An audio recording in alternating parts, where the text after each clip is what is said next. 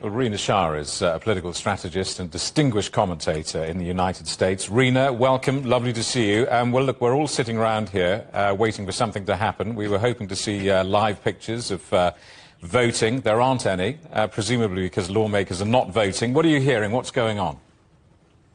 A lot of moving parts at this moment on Capitol Hill. Certainly, it seems that Speaker Johnson does not want to be embarrassed yet again today, with just hours ahead of a deadline that could shut down our government and create really big problems that essentially punish innocent federal workers as well as our active duty military members with a range of implications that many are not even aware of. Just explain to us, why did the House reject this Trump-backed funding bill?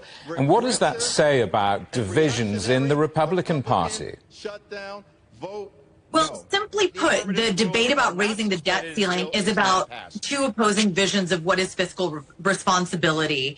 And I think Congressman Chip Roy of Texas, a Republican, put it best yesterday in his remarks on the House floor, that he could not believe his party thought this was a fiscally responsible bill to put forward. On the one hand, you have staunch fiscal conservatives saying that, you know, this is reckless, that if we're not going to rein in federal spending, what kind of country will we be, spending into oblivion as we've been doing? On the other hand, people who say we need to raise the debt ceiling say we need to do so because we risk economic calamity if we don't do that. We would be defaulting on our financial obligations for the first time in history if we do not raise the debt ceiling. So again, you've got two factions there within the Republican Party that have created a huge problem for Johnson. And frankly, what I think happened last night was that he did not have his finger on the pulse of his own Republican caucus when they put forth that second, quote unquote, renegotiated bill that was backed by President-elect Trump and Elon Musk at the 11th hour, but did not include any Democrats as the previous bill earlier in the day yesterday did. Obviously, this excites journalists and people into politics. For the ordinary American, what does a government shutdown mean?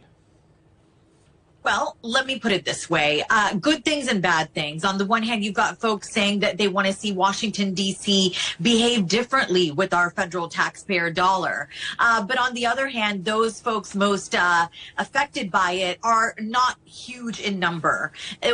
One thing that many people have been really concerned about is Social Security checks, Medicare checks. These are our entitlement programs that help those who need it. And those who receive that kind of pay are typically, again, older Americans, indigent folks, people who rely on these government entitlement programs. Slashing them doesn't make sense. And in the event of a federal government shutdown, those checks do not get affected. They still go out. Rina, don't go away, because you never know. Something might happen, and we might talk again very shortly. But in the meantime, thank you for that. Rina Shah, the political strategist and commentator in the United States.